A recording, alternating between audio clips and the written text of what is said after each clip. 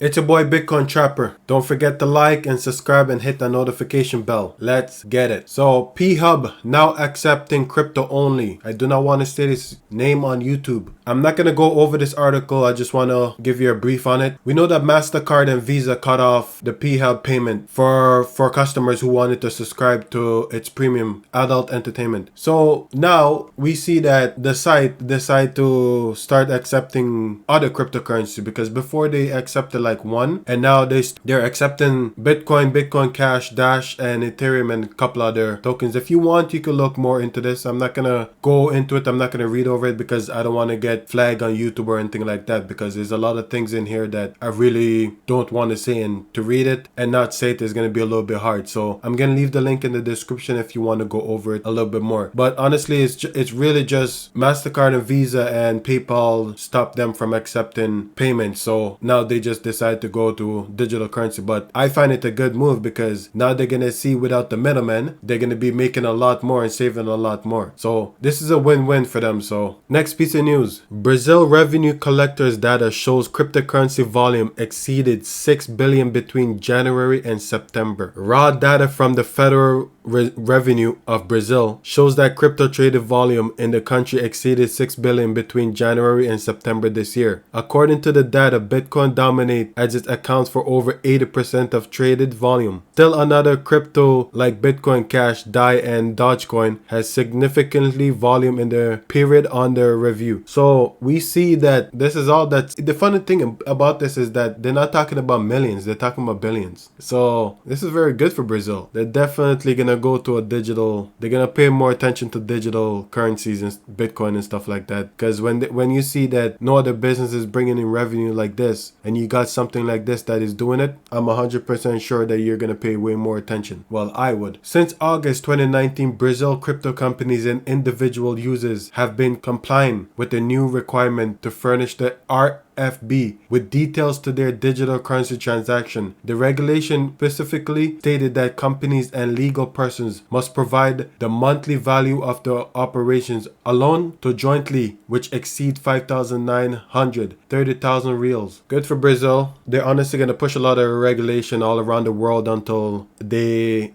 can't really do much or regulate it, because they regulate Bitcoin.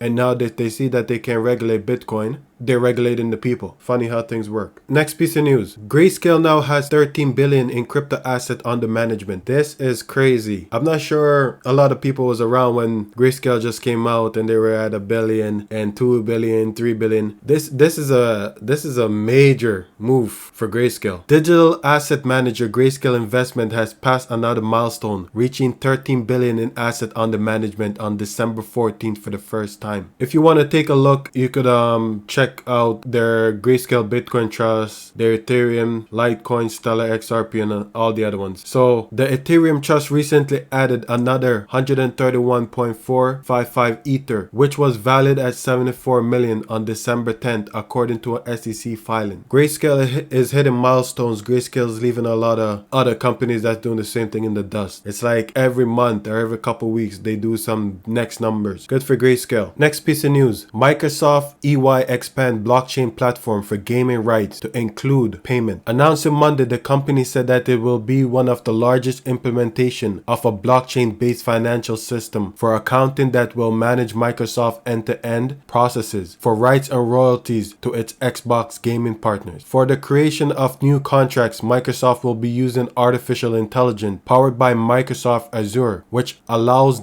digital contracts. The blockchain application for payment and contract has been tested. In this go live, we will successfully generate the first round of partners payment utilizing blockchain and smart contract technology. The platform will streamline financial and operational process with the ability to scale, reduce the heavy manual overhead, and improve the experience for Microsoft gaming partners. There's one part on this that I want to look at again. Microsoft will be using artificial intelligence powered by Microsoft Azure. Microsoft Azure have done something with one of the other blockchain company called Engine Coin. If you want to take a look at that, go ahead if you own an engine or anything like that. But Microsoft and the Microsoft Azure, I've heard it many times, something to do with Engine Coin. I think it's ENJ. So you could put Engine Coin and Microsoft Azure. Something should pop up if you want to take a look at that. Next piece of news, the Great Reset Agenda. Bitcoin is a decentralized and rational strategy to opt out. Every single day, the conversation about the Great Reset continues to amplify. More recently, mainstream media publications have been publishing in response to the many skeptics of this agenda who believe that the reboot propaganda is meant to install a new world order. The American broadcaster Max Kaiser is telling a few countries to get as much Bitcoin as possible to hedge against the economic reset. Meanwhile, Dr. Joseph Mercolo explained that unlike central banks' digital currency, Bitcoin is decentralized and a rational strategy to opt out. I guess a lot of people are seeing a lot of different things that's going on and they're letting other people know. But if you want to pay attention to the Great Reset, then do some research on it. I'm not too familiar with it. I don't really get into it. I've heard of it. I understand a little bit about it, but that's about it. But definitely something interesting to look at or pay attention if you're interested in things like that. Next piece of news. WEF, World Economic Forum, tests tracking carbon emissions with blockchain technology. According to a December 15 announcement, the WEF, Mining and Metal Blockchain Initiative, or MMBI, has released a proof of concept to trace carbon emissions from mining and metal firms. The initiative is a collaboration between the WF and 7 industry companies. If you want to know those 7 industry companies, it's right here, you can read it. As part of the successful completion of the proof of concept, the MMBI introduced a new carbon tracing platform known as COT